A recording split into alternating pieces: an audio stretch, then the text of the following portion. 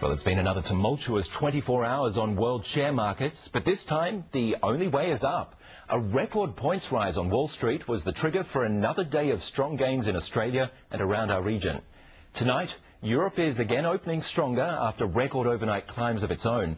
But the market comeback here has been overshadowed by a massive government stimulus package. To tell us about it, we're joined by our Canberra Bureau Chief, Karen Middleton. Karen, tell us about those $10 billion from the budget surplus, a dramatic intervention by the Rudd government. It is, Ben, and aimed at getting money into the economy fast. The Prime Minister and Treasurer insist there's still plenty of surplus left, but this is a big spend.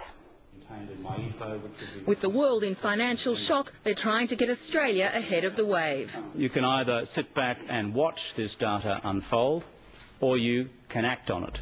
This government has decided to act on it.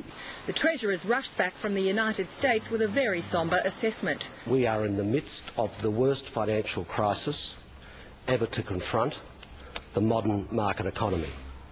And the sooner that governments act to protect their people, the better. This government's move is worth $10.4 billion, or 1% of gross domestic product, with cash bonuses available from December the 8th in time for Christmas. The biggest slice, $4.8 billion, goes to 4 million pensioners, with one-off cash payments of $1,400 for singles and $2,100 for couples. Almost 2 million families receiving Family Tax Benefit Part A will get a $1,000 cash bonus, along with some veterans' children and the families of youth allowance and AB study recipients. And carers will receive $1,000 extra per dependent. The first homeowners grant will double to $14,000 for this financial year only, tripling to $21,000 if the house is newly built. And there'll be 56,000 new job training places. For the long term, the government's confirmed it will speed up planned infrastructure projects on what it calls nation building. But the pressure's been about the short term, especially on aged pensions. The government's been resisting. Now there's money for all pensioners.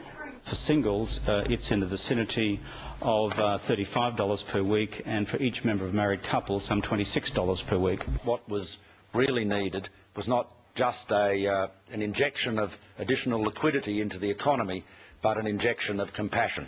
The government's promising more reform in next year's budget. The welfare sector's welcoming the first step, and would-be recipients seem happy. I might get myself a dryer.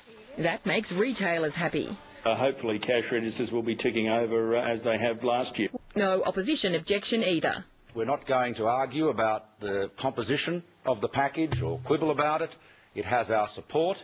It will provide a stimulus to the economy, that's for certain. The question now is how much stimulus, and will this put new pressure on inflation and interest rates? Tonight the Prime Minister's recorded a special address. My first responsibility as Prime Minister is to take whatever action is necessary to maintain the stability of Australia's financial system. He says if he has to do more, he will. So, Karen, this is being broadly welcomed, but is there any downside? Well, Ben, it certainly helps a lot of people, not just aged pensioners, and we've heard a lot about them lately, but also other kinds of pensioners, carers, disability pensioners, veterans, widows and self-funded retirees with health cards. ACOS, the welfare peak body, is concerned that it doesn't help the unemployed, and of course we're going to see some more of them, we already know that. And they're also concerned that this isn't actually a rise in the pension, and that's what they're after, and that's what pensioners are after too. The government's promising that for next year. We've now seen the $22 billion surplus cut in half, and we know that company tax receipts and other tax receipts are going to be down, so it'll be a little bit harder to fulfil those election promises next year. And of course there's a question about the housing measures here too. The cost of those really depend on how many people take them up, so that you have to say that they could rise if they work and get people into the market. And given the package has bipartisan support, where does this leave the opposition?